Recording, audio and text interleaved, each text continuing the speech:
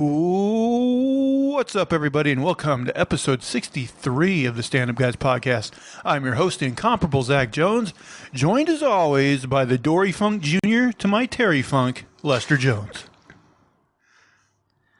Well, I know who Terry Funk is. I don't know who either of those are, yeah. They're wrestlers. Okay. You know, I think Dory Funk Jr., I definitely have heard his name, but I don't know what he looks like. I don't think I've ever seen a Dory Funk Jr. match. Maybe he retired long. I mean, Terry Funk wrestled like forever. He would probably one of those guys that would still be doing it if he could, I think. Yeah. Did they play off their names? Like, oh, Funk, yeah, that's us. Like Funk Show Brothers. Maybe he might have done some of that. I don't know. Time to get funky. And let's see, who else do we got this week? We got the Ninth Wonder, Chocolate Thunder, eating that stink eye and getting that pink eye, lover of the veg and the tarnished sheriff's badge. He's got 2 for the pink, 1 for the stink, tattooing the ladies with his Indian ink, the phenomenal A.J. Singh. All right, so the pink eye, am I missing that badly that I'm like hitting my eyeball on the the starfish? Listen, I just think you really get in there. Like my whole head. Maybe the pink sock came to you. You know, stuff's flying all around, you know? All right, guys, what have you been doing this week? Now, you've been actually teasing us that you had some sort of story from this week, right? We'll get to it during story time. Oh, okay. I didn't know we weren't to story time. All right, what you guys been watching this week then? I'm finishing up Brooklyn Nine-Nine. I went like halfway through the last episode. It's kind of like, it was an hour-long episode. It's like, I've watched all but the last half hour. It's like, I can't go on. I mean, I have to finish it now, but it's kind of like dragging on, you know, a little bit. But, I mean, I think it's their way of saying goodbye with like a big hurrah, you know, a big event. So that's what they're trying to do. But the last episode always sucks. Yeah, it's not that great. I watched, that's one of the things I watched this week too. They did one of their famous heist episodes they do every season. I thought it was fine. It was like a fine way to go out. Yeah, it's okay. I did not watch that. I did watch the Squid Games, which was pretty good. Yeah, man. Everybody's been talking about that. I guess it's doing like huge ratings on Netflix. Everybody's in like every podcast, every YouTube channel. They just mention it. Like, hey, by the way, if you haven't seen it, go check it out. You know, like, I guess it's something I have to see now. It's in my mind. Yeah, I guess I should check it out. I mean, you were talking about maybe reviewing it, but now if everybody else is reviewing it, maybe we shouldn't. Yeah, that's true too. I heard everybody's going to be reviewing Hawkeye. No, we're definitely reviewing Hawkeye. We should review Becker instead. Throw everybody off. You know, actually, that's something both tragic that I got to talk about, and maybe shows a sign that maybe we're too influential. Because anyone who hasn't listened the last couple of weeks, you know, I pointed out the tragedy that the hit CBS show Becker starring Ted Danson is not on any like legitimate streaming service. I have to question you on hit. Did you say hit show? It was a hit show. Was it? Yes. All right. That's why it lasted like 5 seasons. Oh, wow. Okay. Yeah. I thought it just went like 1 or 2 seasons. Okay. Oh, no. It was a legit show. Anyway, so I've been reduced to watching it on YouTube. And the thing is, we all know, like, you're not supposed to put copyrighted material on YouTube and they can yank it down or whatever, but, like, a ton of people do.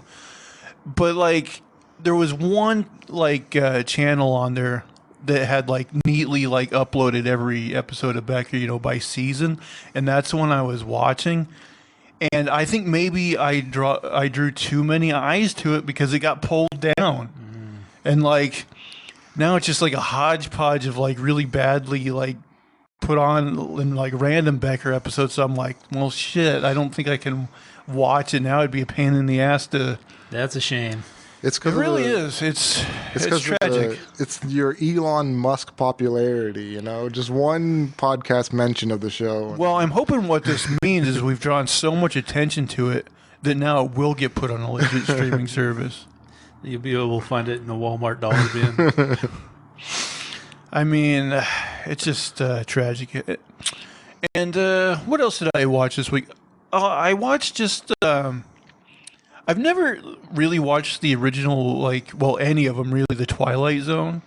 So I watched like the first 3 episodes of that, and like it's one of those things where like it's decent, it's okay, but it's probably going to be one of those shows that I just like come back to every now and again when I'm in the mood for something like that. Watch 1 or 2. I don't see myself just like binging it or anything, but Yeah. I might come back I to don't it watch every a now ton. and I've again. watched some of them. They're all right, at least the ones I've watched so far. Have you watched Lucifer? I have not. So I've been watching Lucifer this week. I watched like 5 or 6 episodes.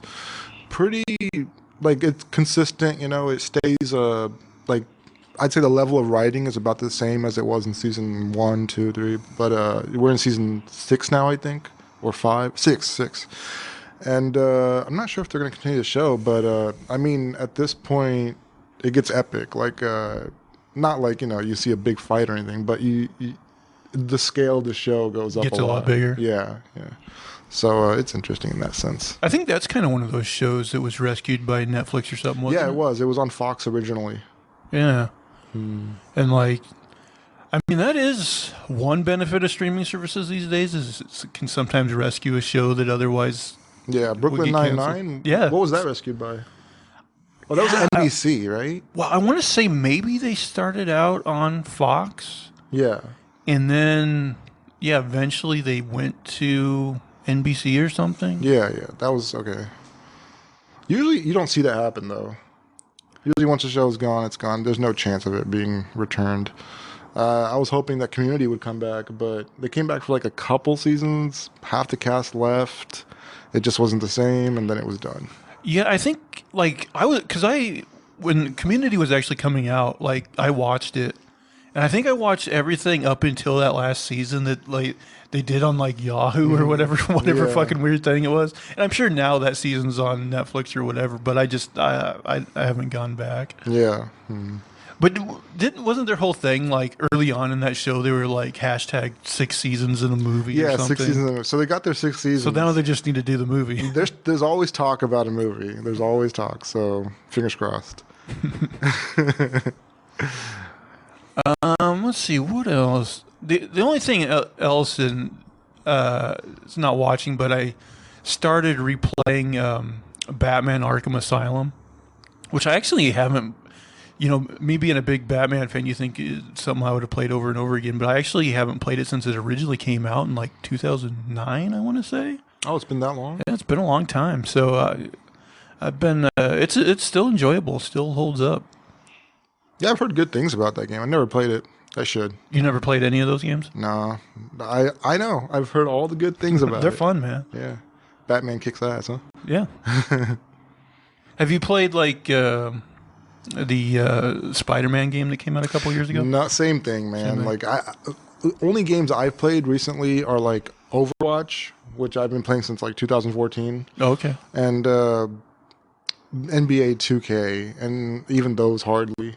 So other games I just watch people play. Do you like those like competitive like first-person shooter type games then? Those are fun for me. Yeah, I like those. I used to when I was in Call of Duty, like in college, I used to play like 24 hours a day straight one time. Yeah. It's nuts. Did you used to be pretty good at it? Yeah. I would get like 25 consecutive kills, or whatever. Like that was rare when you would get that. But then if you did get that, you'd drop a nuke on the whole map, and then everybody would die, and you'd win automatically. So I've had matches where I've gotten like 40-6, like really good records. It's so crazy because they say like the years you're going to be best at video games, I think is like your late teens, early 20s. That's like when That your was my early reflexes and 20s. stuff are like the sharpest. And then they just start to go down. Yeah, now I don't think I would bother. I would be terrible at it. But no, I would highly recommend the Batman games. They're fun. Okay. Well, Lester, you've been playing video games on your emulator. Yeah, well, I was mostly playing Tetris, but I've misplaced my thumb drive, which I still haven't found. I've been on a bad streak with stuff. Man, one of these days, we've both been working a lot, but one of these days we need to find the time to finish up The Witness. I think we got to be getting close to the end, I would think. Yeah, we're doing pretty good. That's a game? as a it's puzzle like game. Myst type. We've been playing it a while, but we haven't broken down and got cheat answers off the internet. So Although being pretty tempted once or twice. Yeah. it's pretty tough in spots, man. I mean, I look at walkthroughs sometimes too. Yeah. I mean, when games get too tough, especially a puzzle game like that, it sounds like you guys are really up against it. I mean, there's certain games I don't mind doing a walkthrough, but like, I don't know, with a puzzle game like that, it just feels like more defeated. Yeah. I, Because the whole point is to do the puzzle, yeah. right? Yeah. But yeah, I've definitely had those moments in games where like I got stuck in a part and like I looked up the solution and I'm like, well, fuck, I'm glad I looked up the solution because I would have never. I mean, I remember like just a couple years ago, maybe I was playing like that last Tomb Raider game they made, and like it was this thing where like I just couldn't see the ledge that I could jump on. You know, it was one of those spots because I was doing the puzzle right. It was just I couldn't. There was this one spot where they didn't. You know, usually they're pretty good about showing you what you can grab onto and what you can't. And it was just one of those spots where it wasn't designed very well. And so, like, I was like, well, I'm glad I looked this up instead of just, like, running around for 5 hours and being like, God damn it. Oh, man. Let's see. Do you guys have anything else you want to talk about before we get into the meat of the show? Pretty uneventful week. I don't know. All right, guys, let's get to it. So anyone who hasn't watched the show, basically we just go around. Everybody's going to bring a topic, a conversation to the table. A lot of times we try to find weird or funny news stories that maybe slip through the cracks. And, yeah, just talk about them. And as tradition dictates, AJ, we usually start with you. So what do you got for us this week? All right. The man who experienced a real-life New York City nightmare falling into a rat nest after the sidewalk collapsed beneath his feet, leaving him too terrified to scream and risk having rodents crawl into his mouth, is suing the city and a building landlord. That's like, it's like, oh, the worst possible thing is happening. And it's like a bunch of rats. Oh, the worst possible thing is happening. That would be hilarious if he's like, no! Bunch should go in his mouth. Leonard Shoulders was waiting for a bus at East 183rd Street and 3rd Avenue in the Bronx in late October when the sidewalk beneath him collapsed. The 33-year-old was swallowed into a sinkhole, falling more than a dozen feet into a den of horrors. He was immediately surrounded by rats he describes as the size of puppies. Shoulders' attorney Nick Bagley said New Yorkers' two great fears, falling through a sidewalk and rats. Who's afraid of falling through a sidewalk? Yeah, I know. That's everybody's fear, though. Like, you know, if it happens, you know, like That's not something I think about. I guess maybe like I'd be nervous about like someone left a grating off or something, but you don't just think about like falling through a sidewalk. yeah, why sidewalk, a bridge maybe, yeah, you get, but yeah, I don't know. Sidewalk is strange, especially that New York is all sidewalk.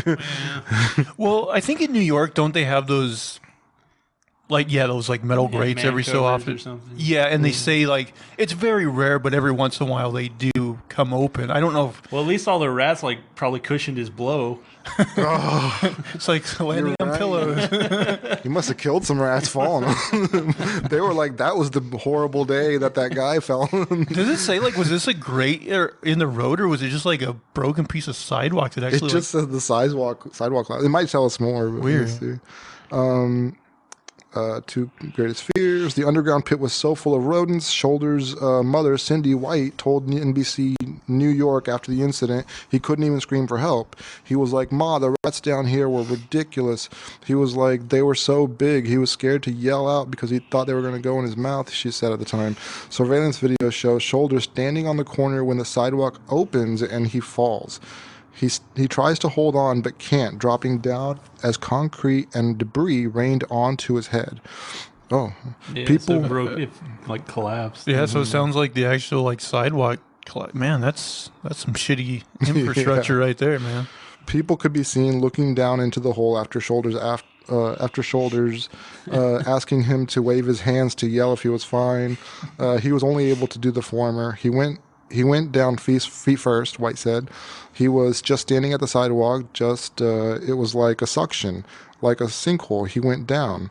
Eventually, police and firefighters arrived at the scene and got to work, spending nearly half an hour to carefully pull shoulders out. He has a long recovery ahead, suffering a spinal fracture, and a month after the ordeal, was just starting to regain feeling in his legs, hands, and arms. White said her son is still traumatized by the fall, and she wants to know what caused the sidewalk to open up and swallow her son. It could have happened to anyone. It could have been anyone in the whole... It was a whole scary situation. It was my son, and thank God he's alive. Following the incident, building inspectors found the area beneath the sidewalk is in disrepair. 3 businesses remain closed until further notice due to the sinkhole. According to Department of Buildings, their investigation into the incident is ongoing. Potential enforcement actions are pending the results of that investigation. The full vacate order is still in effect, and construction fence has been erected around the building. Fenced off. Just talks about the disrepair of the building after that. But yeah, he fell into a sinkhole and rats covered him for over half an hour. Yeah, that's awful. You'd be like, here, give me your hand. Oh, wait, there's rats. Yeah.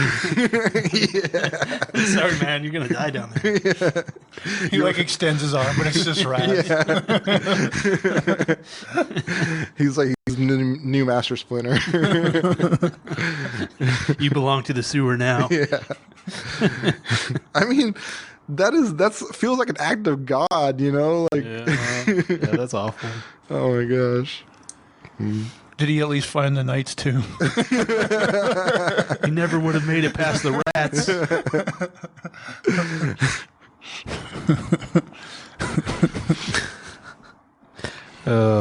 All right, from rats to manifesto, round 1. So, a couple days ago, I learned a new word. I want to see if either of you have ever heard of this. Is it soaking? No. Oh, okay. Jankum. Jankum? Jankum. Sounds like Jinkos. I don't know. I've heard the word janky. Not quite. Okay, we'll get to it. I don't want to put it out there yet. I want to build a little suspense here. But, okay, so like this touring band, like they're on tour, and I guess they're going through Utah. And this rock star, got his name here, Alex Maskill. He's into the drugs and whatnot, and like apparently being druggies, they didn't plan their trip super well or whatever. But hold your mic to just a little closer. That's pretty close. There you go. Yeah, close. But okay, so they're going through this county in Utah, and it's a dry county or something. They run out of drugs. He's coming down. He feels super shitty, like he's just trying to do whatever he can to find some drugs, and so they're not finding anything. And one of the roadies is like, "Well, have you ever tried Jankum?" He's like, "What the fuck is Jankum?" And so he's like, "Well, Jankum is huffing shit." Oh no. So this guy's desperate, right? He's like, Jankum, oh jeez. And so whatever, they find this porta potty, and this guy's he's hard up for drugs. He's like, well, he's gonna go try this Jankum. And so he goes to this porta potty, he puts his head in there, and apparently, it's full of shit, and so he's in there huffing the shit, and so there's a bunch of methane or whatever, but there wasn't enough oxygen. So he gets high, but then he browns out. Oh no! Really browns out, right? With his head stuck in this porta potty, and he doesn't have enough oxygen, so he's passed out, and he just he dies. Oh no! So what a horrible way to die. I've never. I think if huffing shit would get you high, I would have unwittingly been high from Jankum in the past. Contact high. Yeah. Is that a thing though? Can that make you high? Well, I mean, I guess if you're not getting a lot of oxygen, you're getting a lot of methane, and I mean, I assume there's other gases. There's probably trace amounts of hydrogen sulfide or who knows what. I mean, a porta potty is pretty concentrated. Plus, there's they use these chemicals and shit in there, so who knows what the fuck you're. That's true. But I guess you really have to get in there and. Man, that's rough. Breathe deep, snort it. Yeah. Clear out the old sinuses. I can't wait to get you past this topic. I can't wait. Your sister will love this topic. There are like a bunch of like related articles where people like died in like septic tanks and shit. Yeah. Oh. So I fell into a whole bunch of these rats. I was swimming in this river of shit. Hey, that's true though, because Tom Segura always shows that video of that guy swimming in the septic tank. God, How did that guy not die? Well, I mean, I assume like if the gas is vented out, you're okay. But like if you're in a concentrated area, it doesn't have enough oxygen. Why does this guy swim in a septic tank? He's got a poop fetish. Oh, man. Oh yeah, it was nasty. You should see it. But yeah, you like dress it up in like a gimp outfit and you fucking go swimming in the septic tank. Oh, fucking gross. It's hard to watch. And it's amazing that like that's people's lane, like, and not just like one weird guy, like enough to, because like Germany's famous for making shit full porn. of people who do this. The Germans all love shit. They have a shit fetish, but no, they're They have famous. 364 words for shit. But they are famous for making like shit porn. There's some shitty people. It's just what a lane people have. Yeah, I was thinking about today, like, about serial killers and how, like, people are born with that mentality or however it develops. Like, how does that happen to like, so many people, you know? Like, there's enough of them, more than one anyway. And now that you're talking about that porn, like, yeah, there are some, like, weird niches of people, man. Like, I don't know how we all live on one planet. I guess we shouldn't kink shame That's guys true, that yeah. really like shit. Yeah. Do your thing. You should be ashamed. I am better than you.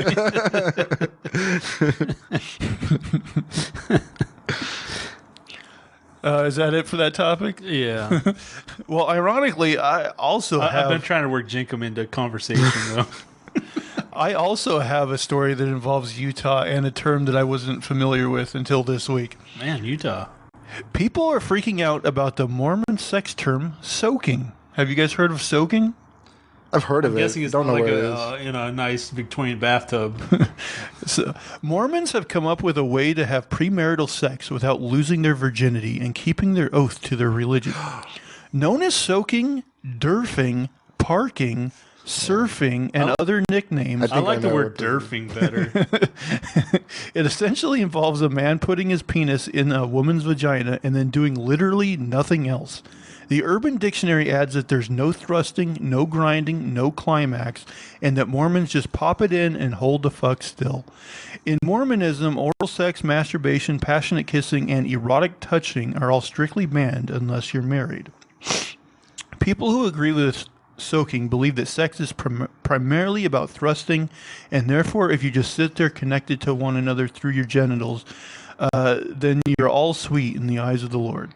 What's even more bizarre is that you can get a Mormon friend to help increase the enjoyment by jumping on your bed while you soak with a partner, which creates minor movement and pleasure but absolves you of any responsibility.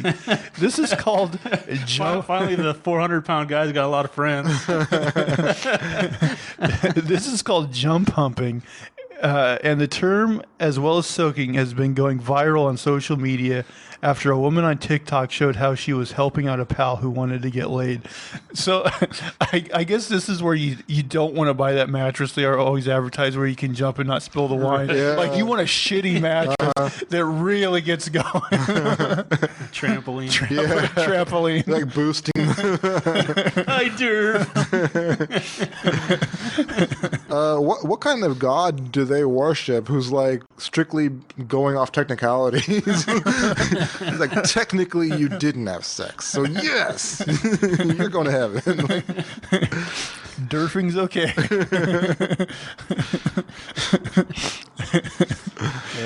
How would you like to? Like I was in a threesome. I was the bed jumper. the best part. And then like you're the other That guy. could You're be like a profession. You got your cards. jump, In jump Utah, higher. yeah. Professional bed jump.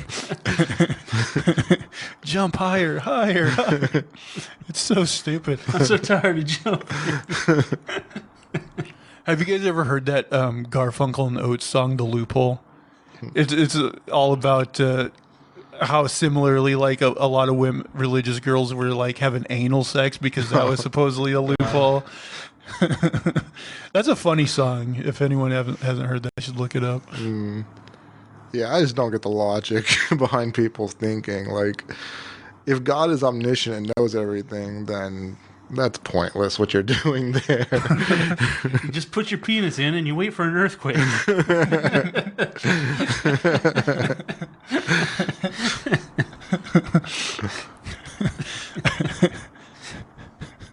I like to think that God's like, damn, they got me there. God's lawyer's like, we can't do anything. Our hands are tied. There's no thrusting. Unless there's thrusting, there's nothing we can do.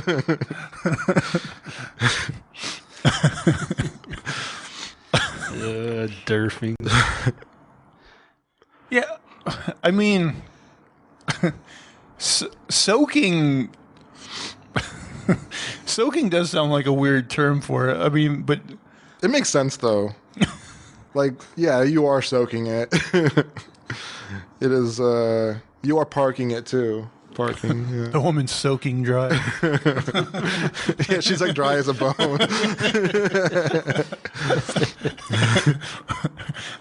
Every time the guy jumps, ow. Yeah. It's like sandpaper.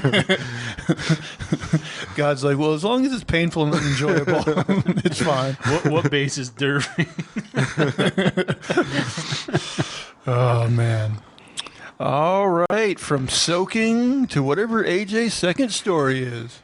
All right, I have a couple of interesting ones, but let's go with the one I mentioned earlier for you guys outside the podcast. Law enforcement agencies are still investigating the Zodiac killer case as an independent group of cold case investigators came forward Wednesday to claim that they had solved the mystery of who was behind the decades-old serial murders.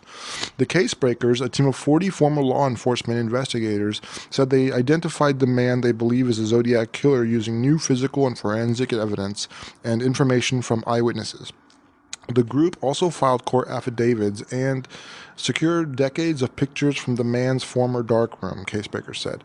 They named the man in the release, saying they believe he passed away in 2018. CNN's attempt to reach the family, the named individual, was unsuccessful. The Zodiac killer is believed to be responsible for at least 5 murders in Northern California from 1968 to 1969. In response to the new claims, the San Francisco Police Department confirmed to CNN that it is still an open investigation. We are unable to speak on potential suspects as this is still an open investigation. The FBI, which has been supporting local law enforcement in the investigation, also did not acknowledge the claims. The Zodiac killer case remains open. We have no new information to share at the moment, the FBI said in a statement to CNN. The case breakers also in the release said in the release that the man is responsible for 1966 killing of Sherry Jo Bates in Riverside County, California. While the Riverside Police Department could not comment on the man identified by the case breakers, RPD Public Information Officer Ryan Railsback said the Zodiac killer is definitely not the person responsible for the death of Bates. The only link the Bates murder had in common with the Zodiac killer was a handwritten letter. The Zodiac killer was never caught, gained notoriety by writing letters to police and local media, boasting of his killings up until 1974, claiming to have killed as many as 37 people. So yeah, 40 former cops say they've identified him, and I had the name of it. I don't know why it wasn't in this article. Let me pull it up. Have you guys ever watched the David Fincher film Zodiac? Yeah, it was pretty good. I don't remember that movie beat for beat, but I remember basically at the end of the movie, like the guy that's played by the guy that plays Drew Carey's brother in the Drew Carey show, they're like, we basically think it was this guy. And they talk about because I guess somebody kept getting every once in a while I think phone calls where the other person would just hang up after a while, and they said after that guy died those phone calls stopped or something. And so they're like, we can't prove it was this guy, but we think it was this guy. But it's interesting because I think at the time I saw that movie, they said that guy was already dead. So if this guy just died in 2018, he would be a different person. Different theories. It says this guy's name was Gary Post, and his friend said that he was kind of a weird guy. Like they would hunt together, and he would kill like any animal, any and all animals. And the way he behaved with the carcasses was chilling. So, I mean, that doesn't mean it was him, but... I mean, he'd fuck him, and I thought it was weird. Yeah, then it might be. But it could be. Who knows? It could still be Ted Cruz, like a lot of liberal people say. But yeah, Zodiac. He said it wasn't bestiality if he just stuck his penis in and I jumped around. If you got your socks on, it's not bestiality. Yeah. But yeah, that was my Zodiac killer topic. I got one more short one too I could sneak in actually, if you guys are cool with that. Well, I was just going to say, also God's cool with it if you put your dick in the animal, but don't thrust. Yeah, don't thrust. Yeah. Have your friend jump on a bed. It's not bestiality if you're not thrusting. Let's see. Oh, another little small topic is the Bronx Zoo is again giving donors the opportunity to name its giant Madagascar hissing cockroaches after their loved ones, or whatever funny cockroach puns you could possibly think of. So here's the crazy part, though. They're offering you to name the roach, and for $50 you can get the works, which includes a certificate, an adorable pair of cockroach-themed socks, and a cockroach-scented candle. Yeah, what does that even smell like? I don't know. What's it made of? I don't know. The ones that didn't get named. Yeah, the nameless ones. But yeah, I just thought that was disgusting. That's my topic. Moving on to me again. Yep. So a lot of times when I'm driving to work or back from work, I listen to like audiobooks on YouTube, which are probably, like violating copyrights or something. But I do the same thing. I've been listening to the Gulag Archipelago, and it's all about the forced labor camps under Stalin. And like it's so messed up. Like how many people just like innocent people like they put in all these camps. And so this wasn't in the book, but this is like a side note. So there's this one, this gulag on an island. And they send like 6,000 people out there, and they don't give them anything but flour. They're giving them some flour rations, and it's like island off Siberia, so it is freezing. It's awful. There's like 6,000 of them they drop off, and like anyone who tries to swim the icy waters or build a raft or whatever, like they're patrolling out there, and they'll just shoot them. Or if anyone escapes, they just hunt them down like animals. But so there's all these people, and they don't have any food. And like over like a few months' time, like 2/3 of them have died. They've been eating each other. It's just like this super messed up shit. But then like one like personal account was like the people who survived and came back, like. Somebody housed this woman, and I guess she was pretty messed up, but her calves were missing. And so, like, not only were they doing cannibalism, like, they cut pieces off of you while you were still alive and eat them. And then, like, you're still alive. So, yeah, it was just, like, it was awful. Oh, yeah, I've heard of Russian gulags, but I don't even want to look into those, man. That was particularly bad. Like, I guess, like, the whole thing was, like, a system. And there was, like, a ton of these camps, but this is, like, one particularly, like, terrible instance. Like, what time frame would this have been?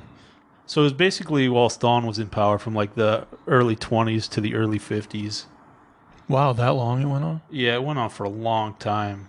Yeah, they said he slaughtered millions of people, like, rebuilding his government, like purging it.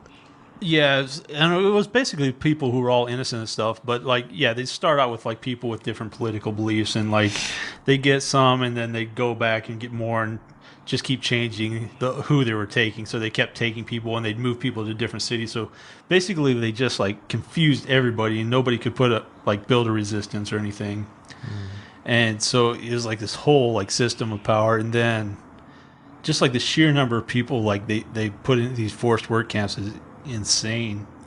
But like they got to where like returning soldiers, like if you were on foreign land, like they'd put you in there, like people would come back and be like, well, we were in Switzerland, but we actually ate pretty well. They're like, oh, you need to go in the camp, or it was just crazy. If you were a prisoner of war at any point, you went to the camps. It was just like anything and everything.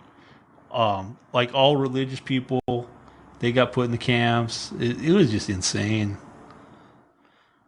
That's wild, because Russians, like, aren't they like Orthodox, like Christians? I think. Well, there were a lot of Christians, but now, I mean, these days it's like a lot of atheism, isn't it? I mean, it's probably come back to some extent. I've heard that actually Russia's pretty like religious and conservative. But yeah, he really went after everybody. Man, students, if you were ever part of any political party other than like what is it, their communist party or whatever they were. Yeah, I don't know why I'm blanking right now, but yeah, just it's insane. Man, the level of like entitlement to be able to like decide people's lives like that. That's amazing. He was a real piece of shit. So anyway, time for a bright topic. Well, it's not very bright, but ironically, it actually kind of reminds me of your Jankum story. Oh, I like the Jankum. But this also involves people dying in kind of a similar way, actually. Freak winemaking accident kills 4 in Italy. We all know drinking too much wine can lead to a whole slew of health issues, but apparently just making it without proper precautions can turn deadly as well. 4 Italian men, all part of the same family, died last weekend near the town of Paola in southern Italy. They were taking part of their family's annual tradition of making wine to drink with their meals over the next year. Other family members discovered Santino and Massimo Carnevale, 70 and 50, and brothers Giacomo and Valerio Scafano, 70 and 45, collapsed on the floor of the small cellar where they were fermenting grapes. By the time first responders arrived, they had suffocated due to the carbon dioxide fumes emanating from the fermentation vat. Local prosecutor Piper Paola Bruni told the Daily Beast that the space wasn't sufficiently ventilated. Paola's mayor, Robert Parada, said the unfortunate accident had brought pains to the whole community. On Saturday, October 2nd, the men, along with their extended family, had gathered to prepare their wine stocks for the coming year. They had planned to transfer the wine from the fermentation container into small barrels for their own daily use. According to local media, the police aren't exactly clear on how the fatal events played out. However, they say that the men died most likely as they rushed into the cellar to help others. The police theorized that one of the older men first descended into the room to stir the large vat in which the grapes were fermenting. According to our findings, one of the men lowered himself into the cellar to decant the wine and passed out, said Police Captain Marco Padula.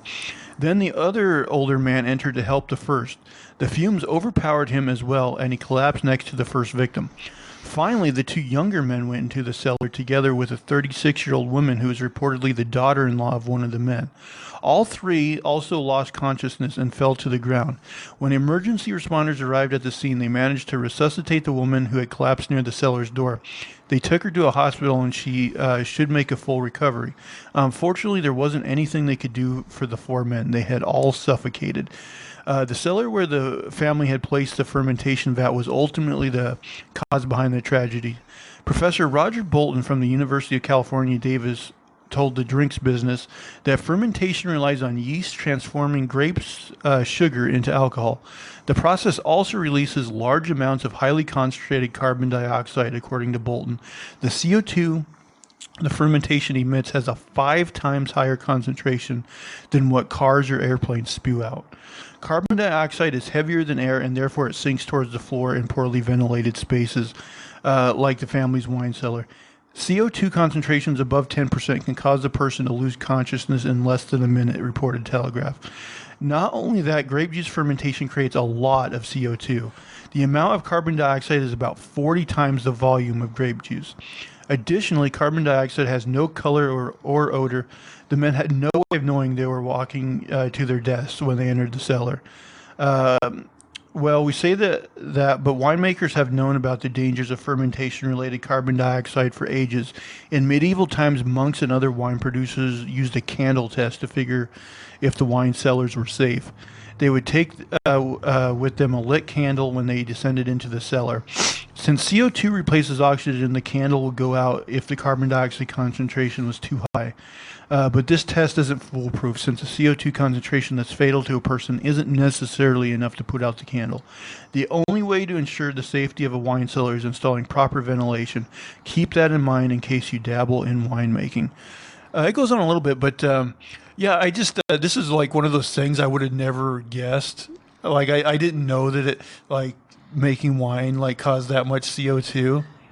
Yeah, I mean, I guess if you just need ventilation or... But yeah, I've worked, well, when I was working in the oil field, there's like a type of heavy gas that would pool like in spots like that, potentially, that was very poisonous. And like if you got in there, you'd die if you've accidentally stepped in this, just invisible pocket. Wouldn't you think, though, if this was like a family tradition, that this is something they would have done for year after year? Yeah, and, who knows what conditions had changed or what was different. Or maybe they just had more grapes this time around, so it created more? A more bigger batch, or ventilation wasn't working, or who knows. Yeah. That kind of reminds me of those Greek stories, like where they would talk about you're a hero if you go into that cave and fight the Hydra because nobody's ever come back. And then, later on, like thousands of years later, we figured out that the cave that they were talking about is full of like poisonous gas. Yeah. And that's why everybody dies. They crawl in a few feet or whatever, and then they don't make it out. So like more and more bodies. Yeah. And that's kind of like what this story was, like the first guy, and then more and more people just kept coming in. Yeah, there was some cave that they called the entrance to hell, and like they could, if you saw like a bird fly in there and just die or just stuff like that, which I guess would make you kind of superstitious. Yeah, I'd be like, nah, I'll skip out on that place. Yeah. I think they found that cave, like it was mentioned in like different. Yeah, we might be talking about the same thing. I think they actually found where it was. Yeah, I think so. So now should people that are really liberal feel guilty about drinking wine because it creates so much CO2? I don't know. It's all based on your beliefs. You go ahead and try to take away people's alcohol. Yeah. Tried it once. We saw what happened. I'll be like, well, fuck this global warming. I'm getting my Bahama shorts. Yeah. All right, well, that was my depressing story. Not quite as funny. Same outcome as the guy in the outhouse, but not quite as funny. Dying in like invisible fumes. Right. Slightly less shameful, though. That's true. Way less shameful. Although when people die, like you should be very careful about like running into that place where they died. In this situation, though, like it doesn't sound like they knew the person was dead, but maybe. Well, like somebody went, then like somebody else went, right? And then they're like, "Well, Uncle Bob's been down there for a long time. Let's go drag his drunk ass back out or something." I don't know. Yeah, but it's hard telling. It's like if I was barbecuing or something, and one person just went out to like go check on the food, and then like another person went check, I'd just be like, "Oh, they're probably just commiserating or whatever." Yeah. Yeah, I don't know. All right, let's see what we got here. All right. A federal judge in New York has approved the forfeiture of a 3,500-year-old clay tablet bearing a portion of the Epic of Gilgamesh that was looted from Iraq and sold for $1.6 million to Hobby Lobby for display in the Museum of the Bible. The Cuneiform... Hobby has a museum of the Bible? This is the first time I'm hearing it. I do remember hearing something about them like buying artifacts. Yeah. Yeah, okay. I just knew like the owners were religious because they had that controversy a couple years ago, kind of like Chick-fil-A or whatever, where like, they're giving the causes that liberals don't like or whatever. The cuneiform tablet, written in the ancient language of Akkadian and dating around 1500 BC, was illegally transported to the U.S. in 2003 and again in 2014, prosecutors said in a federal complaint. A false provenance letter was used to sell the tablet several times before Hobby Lobby bought it from a London-based auction house in 2014. The artifact, known as the Gilgamesh Dream Tablet, contains a portion of the Gilgamesh epic, considered one of the earliest surviving works of notable literature. The tablet was seized in 2019 from the Washington, D.C.-based Museum of the Bible, founded by Hobby Lobby executives, and is now being stored in Brooklyn, prosecutors said. Judge Ann M. Donnelly entered an order documenting the forfeiture of the tablet Monday. This forfeiture represents an important milestone on the path to returning this rare and ancient masterpiece of world literature to its country of origin, stated acting U.S. Attorney Kasoulis. This office is committed to combating the black market sale of cultural property and smuggling of looted artifacts. A message seeking comment was left with Oklahoma City-based Hobby Lobby on Wednesday. Hobby Lobby returned thousands of their tablets, seals, and their ancient artifacts that had been smuggled into the U.S. in 2018. The items were purchased by Hobby Lobby President Steve Green for display in the Museum of the Bible, which opened in 2017. I mean, they're spending money on it and they're giving it back. That's good, like they're not just keeping it and saying, I mean, they're losing money by doing that. So it's kind of like a good thing in a way. Like they're doing a favor to people, Yeah, I mean, there's a lot. Well, the English are particularly notorious. But yeah. Yeah, the English, like their museums are basically like, look what we did to people. Yeah. We have stuff from all over the world. Although I have been to the English Museum, and it's pretty impressive. Oh, I bet, yeah. And the Louvre, I've heard good things about the Louvre too. But that's more like art pieces? It's art, but there's also, they have historical stuff. They have stuff from Egypt and all around, yeah. But yeah, that was my story. Hobby Lobby making it fancy. Alrighty, Manifesto round 3. Well, I'm running a little dry. How much time we got? Oh, we got like 15 minutes. All right, so this is I guess you guys probably remember the Silk Road, right? The website? Right. I don't. It was basically a dark website for buying drugs and stuff. And it got busted, and I think that guy's still in prison. But that's kind of an interesting story. But there was another one after that called Alpha Bay. And it's the same thing. It's a black market. But they shut down the site. The U.S. government found and shut down the site. And they caught one guy. The second guy they didn't catch. And it's been like 4 years, something like that. And now he's back, and he's like, I'm going to be going back online. So it was just a 4-year, like I don't know if he's just taking vacation, dealing with technical issues for, like, however they got caught. I don't know what the thing was, but apparently he's planning on coming back. Well, he does, like, on foreign soil, right? Like, well, I don't know about what Alpha Bay was. I know the Silk Road was on servers, I want to say somewhere like in Eastern Europe. It was overseas. Okay. Like, it took them a while to find it. But yeah, the other one they found out, and they caught one guy, and the other guy escaped clean, and they had absolutely no idea who he was. And so, like, he's bringing it back. I don't know. I mean, even if you're a criminal, like, are you really going to trust this, like, to put your information online or what? Even if you're not sharing a lot of information. Like, well, I mean, you set up the servers or whatever and all those accounts with fake information, and you try to leave nothing pointing back at you. Yeah. But then, like, everything else runs pretty much, by itself. But we're talking like hundreds of millions to like billions of dollars in moving drugs around or whatever. And I want to say Silk Road, he was taking like 10% transaction fees. Damn. So yeah, he was like Heisenberg money. He was doing a shitload of money. Hey, he's rich enough not to mess with, maybe. Well, the Silk Road guy they caught, and he's in prison. But he was pretty young. He was a young guy, and he just believed in the power of free markets, I think, and like he was trying to set up a free market. But of course, like drugs are going to be a natural part of that. And shit like on there. I'm guessing pretty much anything you could sell was on there because I don't. I don't know all the details, but Dang, man. mostly it was drugs. Free market. That's Well, it goes beyond the free market because you're also like anything someone steals or any kind of shit like that. yeah. I don't think free market's the right term for what that is. It's slightly more freedom plus. Yeah. Is that it on that one? Yeah. Well, are you guys ready to laugh and or prove how funny you guys are yourselves? Ooh. All right. Because right here, I got Not funny. 30, Very enough. 30 hilarious jokes to make you look like a comedian. So the ones that are like set up punchline, I'll see if you guys can guess the punchline. The other ones I'll just give to you and see how hilarious you think they are. Number one, where do you take someone who was in a peekaboo accident?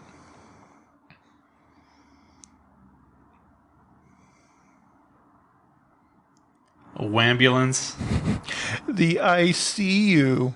Oh God. I heard of a book where Pavlov's dog and Schrodinger's cat had a cross-country adventure. When I asked the librarian about it, she said, "It rings a bell, but I'll have to check whether it's there or not." Okay.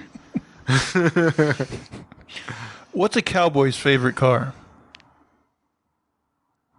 Mustang.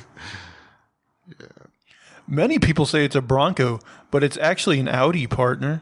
I don't know if I understand. Howdy, partner. Oh, I read that joke before, and I was like, I don't fucking get what they're talking about. Ouch. Audi instead of howdy. Okay. This was your big idea. It's a comedy podcast. Me, it's statistically proven that people who talk to themselves are more intelligent and intuitive. Them. Oh, wow, that's interesting. Me, I wasn't talking to you. Where does a bee go to use the bathroom? To the BP station. What? No. Again, these are 30 hilarious jokes that are going to make you a fun comedian. My ex-wife still misses me, but her aim is getting better. Okay. Are these like British jokes? I don't know. Like dad jokes. What's Whitney Houston's favorite type of coordination? Hand-eye. Okay. Well delivered. My brother fell into an upholstery machine. It's okay. He's completely recovered.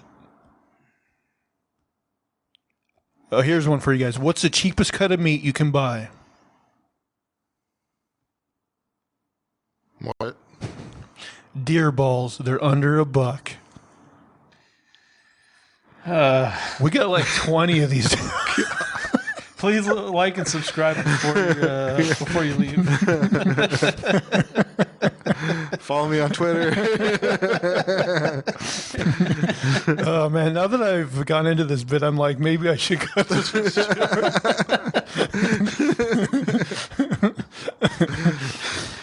You know what? I'll do around 10, and that way I can save more for next week. Oh. How did the hamburger introduce his girlfriend? How? Meat patty.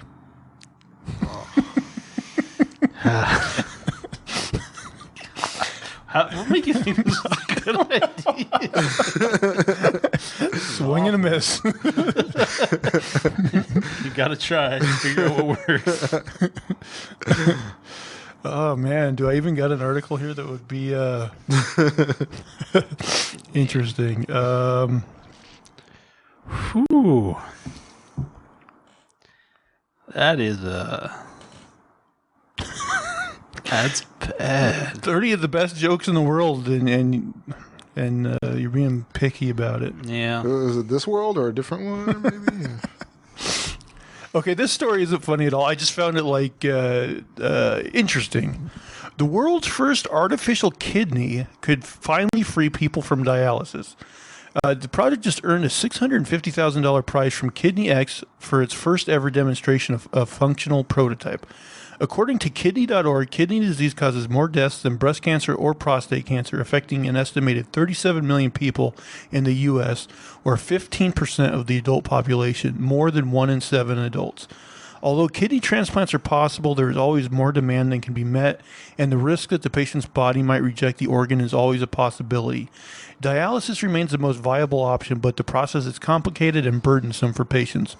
Now, a public-private partnership between the U.S. Department of Health and Human Services, HHS, and the American Society of Nephrology, ASN, founded to accelerate innovation in the prevention, diagnosis, and treatment of kidney diseases, may have come up with a solution, according to a press release by the University of California in San Francisco.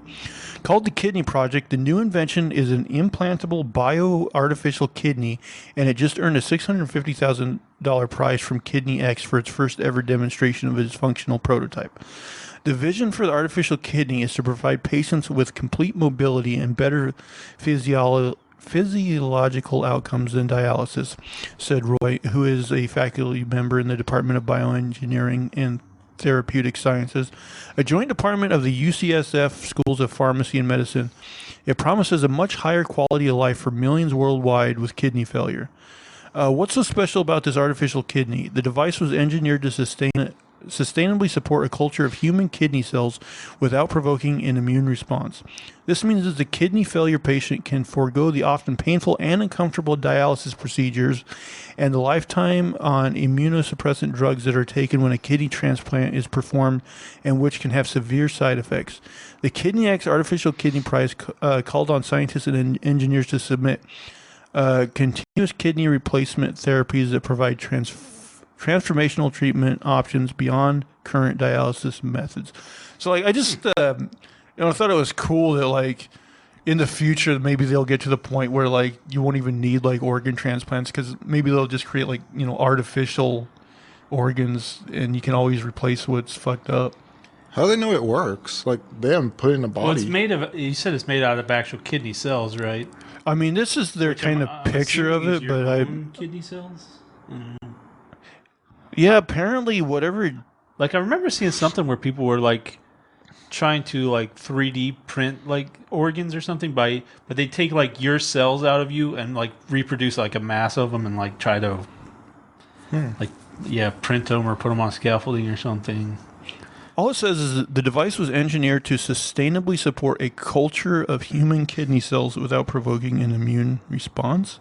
I mean, yeah, I mean, maybe it's somebody else's cells if you're not worried about the immune response, but I don't know if it could be possibly your own. But do they have artificial hearts they can put in people? Yeah, I'm pretty sure they have some kind of artificial heart. Right? I think I've heard that term, artificial heart, but it seems like it's not something they use a lot because you hear a lot of people getting like open heart surgery. But yeah, well, people get stents where they open up your arteries, right? Or you get like sometimes they'll get valve replacements or full heart transplant. So I don't know. I've heard of those, like, what do they call those? Those little toasters? Yeah, pacemakers. Yeah. Yeah, that basically just keeps the electricity, like, pumping in the right rhythm so you don't go into what is it, fibrillation? Okay. It's where you get weird firing and your heart's not beating right. Man, maybe in the future we can all be like cyborgs. The thing is, you just have to live long enough. They figure out how to fix that thing that you're gonna die from. I know. I feel like we're like at that precipice, but we're gonna miss out. That's what I feel like too. It does feel that way. Yeah. Yeah, like just about the time we die, they'll be like, "Oh, we have this breakthrough where people can de-age and live good lives, and not fall apart and feel There's shitty." definitely a lot of research going on in that area. I mean, if you're someone like Jeff Bezos, like, put a bunch of your money into it, right? Yeah, he is. Him and like other billionaires are talking about like how to develop like eternal life. You know, those guys are like taking like stem cell therapy every day, probably. Yeah, they're doing whatever they want. You might as well do anything you can. Yeah. I mean, if I was that rich, I definitely would. You'd definitely be willing to exchange probably a good chunk of money to live a little longer. Mm. You guys just I got nothing good. nobody's got another story to go out on. Topics, yeah. I mean, we're right on the cusp of an hour, but I was like, man, do I have anything else? You guys wanted a few more jokes? Don't go back to the jokes.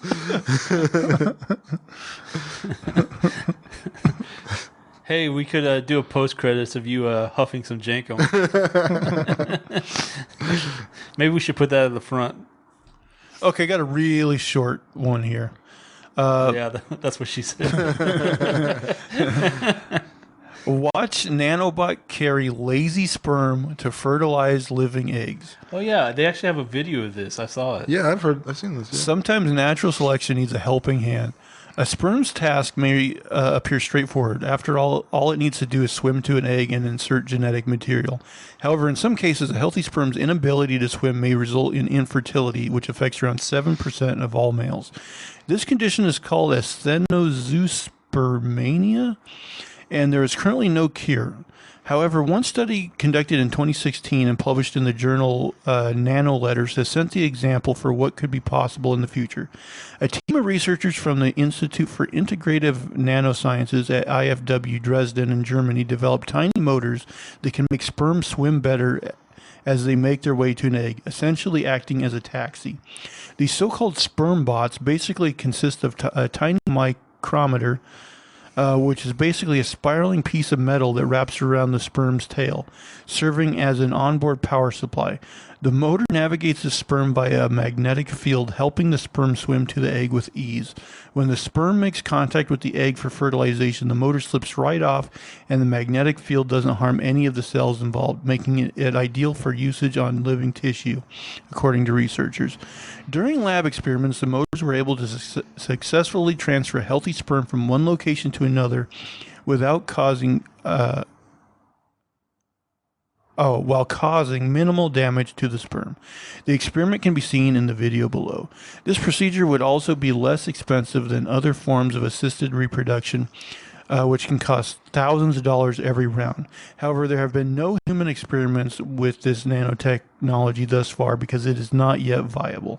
Furthermore, the researchers are unsure how the woman's immune system would react to micrometers injected into her body, and the tiny motors occasionally become stuck on the sperm tails and refuse to release their cargo.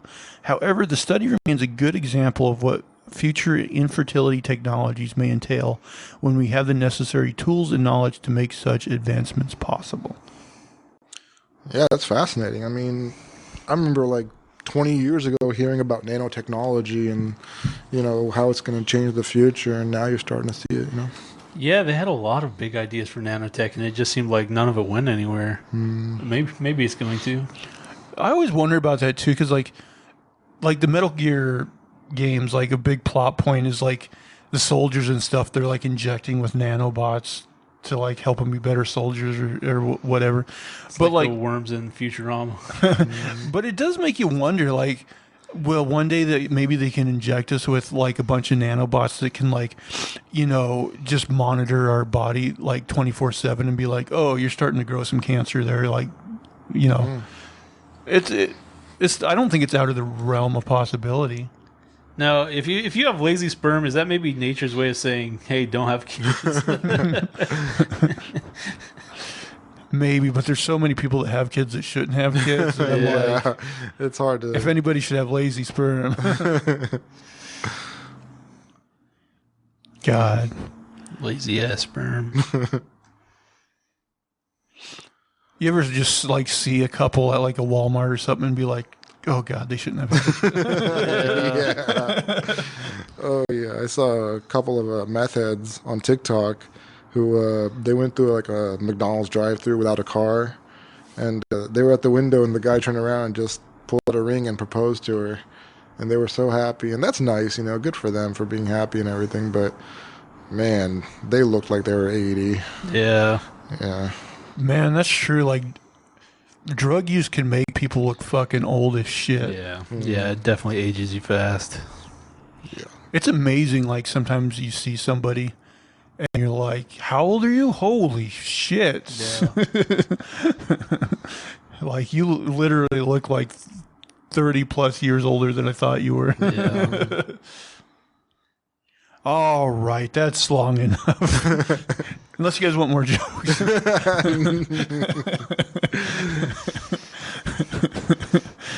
Yeah, but I don't think that's going to be a reoccurring segment. Wow. Whew. If you out there, if you promise to tune in next week, I'll promise not to bring those jokes back. Man. Yeah, that For some reason, I thought that was going to be a better bit, and it just wasn't.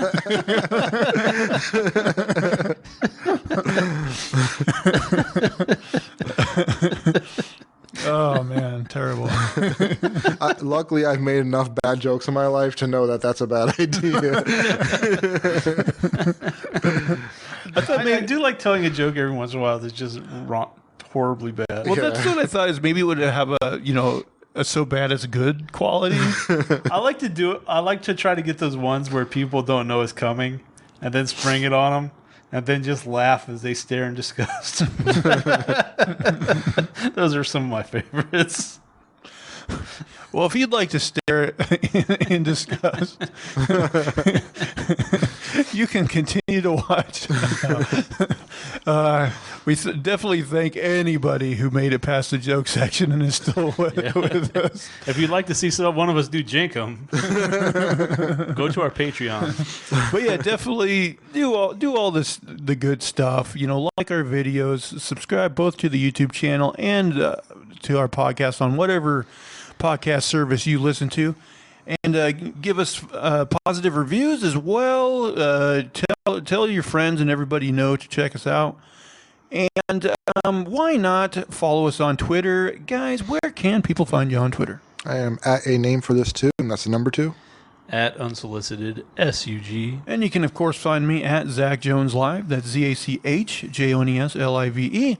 And that is going to do it for all of our shenanigans, poppycocks, and terrible jokes this week. Please, please, please tune in again next week. Thank you. Bye, guys. Take care. Have a good one.